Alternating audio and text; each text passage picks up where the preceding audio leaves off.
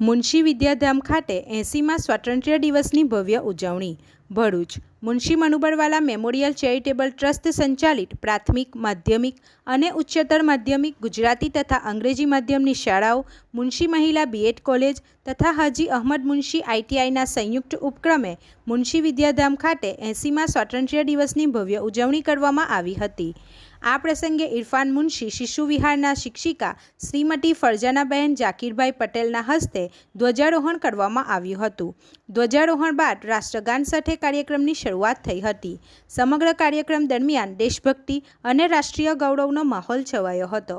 કાર્યક્રમમાં મોટી સંખ્યામાં મહેમાનશ્રીઓ, વિદ્યાર્થીઓ, શિક્ષકો તેમજ વિવિધ શાળાઓના આચાર્યશ્રીઓ ઉપસ્થિત રહ્યા હતા.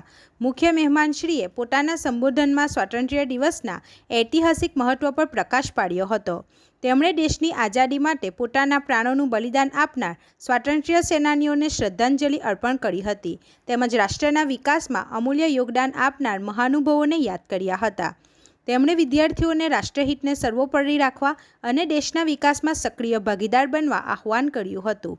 શિક્ષણ અને ટેકનોલોજીના ક્ષેત્રે ભારતનું નામ સમગ્ર વિશ્વમાં રોશન થાય તે માટે વિદ્યાર્થીઓએ મહેનત, શિસ્ત, સંસ્કાર અને દેશપ્રેમ સાથે આગળ વધવું જોઈએ તેવી પ્રેરણા આપી હતી.